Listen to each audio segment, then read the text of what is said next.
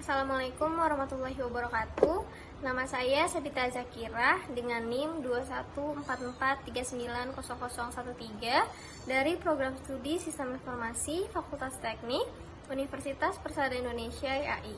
Pada kali ini saya akan menjelaskan mengenai router dan pembahasan mengenai masalah yang terdapat pada modul 14 praktikum jaringan komputer.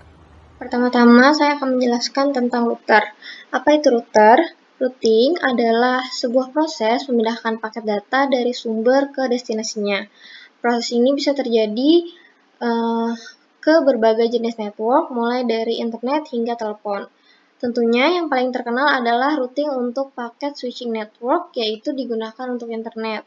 Untuk routing internet dibutuhkan sebuah alat yang bernama router. Router ini digunakan untuk proses routing, nanti akan memilih path atau jalur khusus untuk paket data atau IP, yaitu Internet Protocol, sehingga nanti ia dapat mencapai tujuan. Nah, bagaimana sih cara kerjanya router? Proses routing yang dilakukan sebuah router menggunakan routing table untuk menentukan jalur mana saja yang bisa dilalui sebuah paket data supaya nanti bisa mencapai tujuan akhir. Bisa diumpamakan bahwa routing table ini seperti jalur kereta dengan stasiun-stasiun di dalamnya. Penumpang adalah paket data yang harus naik kereta ke stasiun-stasiun tertentu untuk sampai ke tujuan akhir. Ketika sebuah router mendapat paket, perangkat nanti akan langsung mengecek ke mana tujuan akhirnya. Lalu router mulai menentukan jalan yang harus ditempuh untuk koneksi yang terbaik.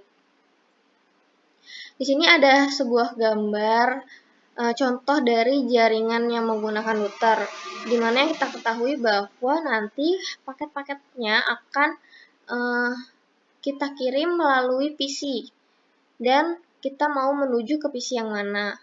Dan pasti router ini akan memilih path atau jalur yang akan ditempuh oleh paket tersebut agar dia bisa mencapai tujuannya.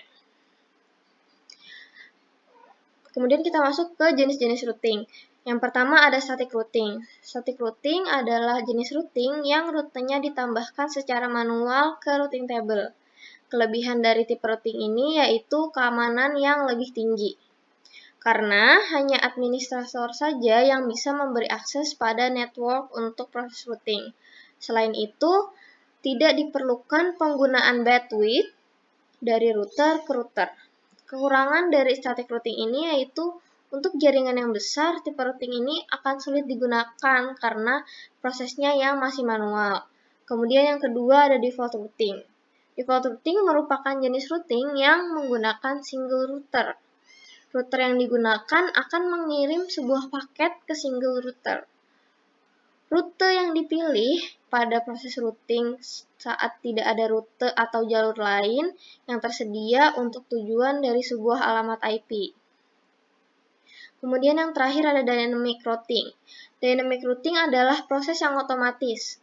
Rute ditentukan langsung berdasarkan situasi dan kondisi jalur di routing table. Keuntungan dari tipe routing ini tentunya yaitu kemudahan dalam konfigurasi karena dia otomatis. Selain itu, pemilihan jalur atau rute juga menjadi lebih efektif.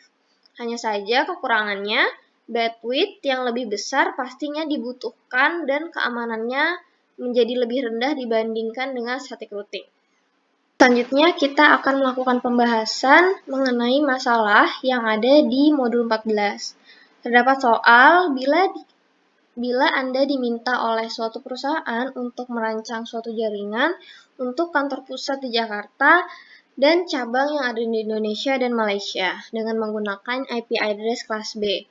Maka kita harus menentukan subnet, mask, dan table range alamat IP untuk tiap-tiap subjaringannya. Terlebih dahulu kita harus menentukan IP address-nya.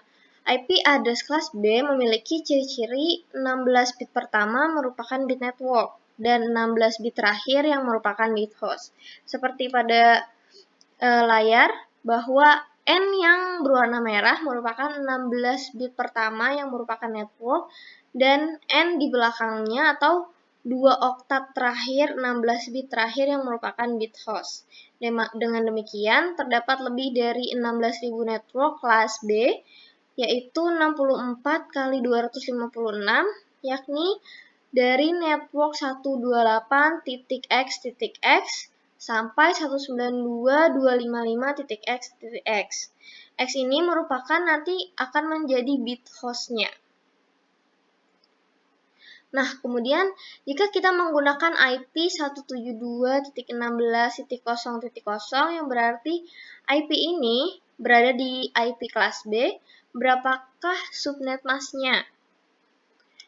Kita harus mengetahui dulu kita akan membangun jaringan untuk kantor pusat yang ada di Jakarta dan cabang di Indonesia dan Malaysia. Maka dari itu kita harus menentukan terlebih dahulu subnet atau subjaringan dan host untuk setiap subjaringannya.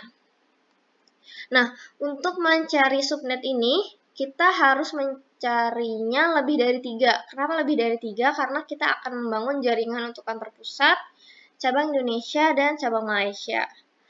Kita masukkan subnetnya memiliki rumus 2 pangkat N, harus lebih dari 3. Berarti 2 pangkat 2, karena 2 pangkat 2 hasilnya adalah 4, karena 4 lebih dari 3. Nah, N ini, pangkat N ini atau N ini adalah banyaknya binary 1 pada 2 oktet terakhir. Kenapa 2 oktet terakhir? Karena pada IP kelas B, 2 oktet terakhir merupakan oktet host. Kemudian kita harus mencari host untuk setiap subjaringannya, berarti host per SN. Perlu diketahui bahwa rumus dari host per SN adalah 2 pangkat H dikurangi 2. Berarti 2 pangkat 14 min 2. Kenapa 14? Karena 14 adalah H adalah banyaknya binary 1 pada 2 oktet terakhir. Berarti kita menghitung banyaknya angka 0 pada 2 oktet terakhir, yaitu 6 ditambah 8, yang berarti 14, dikurangi 2, berarti ada 16.382 host. Nah, jika kita masukkan akan jadi seperti ini, di mana N adalah banyaknya binary 1, N-nya kita ketahui adalah 2, berarti kita masukkan binary 1-nya 2, kemudian H atau banyaknya binary 0 pada 2 oktet terakhir 14. Kemudian kita masukkan 14. Nah, di sini kita akan menghitung 1 pangkat 7 karena dihitung dari kanan 0, 1, 2, 3, 4, 5, 6, 7. Nah, angka 1 ini memiliki nilai 2 yang berarti 2 pangkat 7 ditambah dengan 2 pangkat 6, karena dia ada di baris ke-7 dan baris ke-6. 2 pangkat 7 yang berarti 128 dan 2 pangkat 6 yang berarti 64. Jika ditambahkan, maka hasilnya akan 192. Berarti subnet mask yang dihasilkan adalah 255.255.192.0. Nah, untuk menentukan table range dari IP address-nya, kita akan menggunakan 2 pangkat H atau dari banyaknya angka 0. 2 pangkat 6, H6 sama dengan 64. Nah, di sini tadi 129, 2 pangkat 7 ditambah 2 pangkat 6, 128 ditambah 64 hasilnya 192. Berarti range yang kita gunakan adalah kelipatan 64 sampai dengan batas 192, yang berarti ada 0, 62, 64, 128 dan 192. Ini ada kesalahan dalam penulisan. Di sini bukan 2 tetapi 4. Nah, kemudian kita akan mengetahuinya bahwa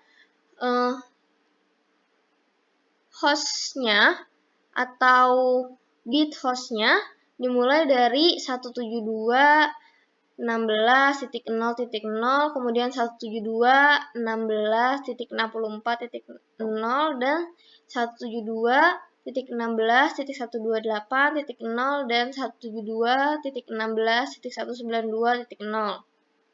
Nah, IP awal ini ditentukan dari ditambah 1 dari subnetnya. Berarti 172.16.0.1, di sini titik 64.1, kemudian di sini 128.1, kemudian di sini 192.1. Nah, di sini adalah di broadcast adalah kurangnya dari subnet yang ada di sini. Berarti di sini 172.16.63.255. Kenapa 255? Karena kita akan membuatnya sampai dengan 255. Karena kan tadi host per SN-nya adalah 16.382. Begitu. Nah, di sini ada contoh dari jaringan yang sudah saya buat. Bahwa nanti di subjaringan atau subnet yang pertama kita akan memasukkan IP yaitu 172.16.0.1, di subjaringan yang kedua 172.16.64.1, di subjaringan yang ketiga 172.16.128.1, dan di subjaringan yang keempat atau subnet yang keempat adalah 172.16.192.1, di mana IP ini kita masukkan sesuai dengan range IP yang sudah kita hitung tadi. Nah, kemudian untuk menyambungkan routernya nanti bisa menggunakan kabel yang berwarna merah ini atau kabel DHC. Nah, di sini bisa dimasukkan IP-nya sesuai dengan yang kalian inginkan, bisa tipe A, tipe B juga, atau tipe C. Nah, nanti di sini hostnya bisa sampai dengan 16.382, tapi karena terlalu banyak, saya hanya membuat 3 saja. Sekian yang dapat saya sampaikan. Semoga dengan adanya video ini dapat bermanfaat. Kurang lebihnya mohon maaf. Wassalamualaikum warahmatullahi wabarakatuh.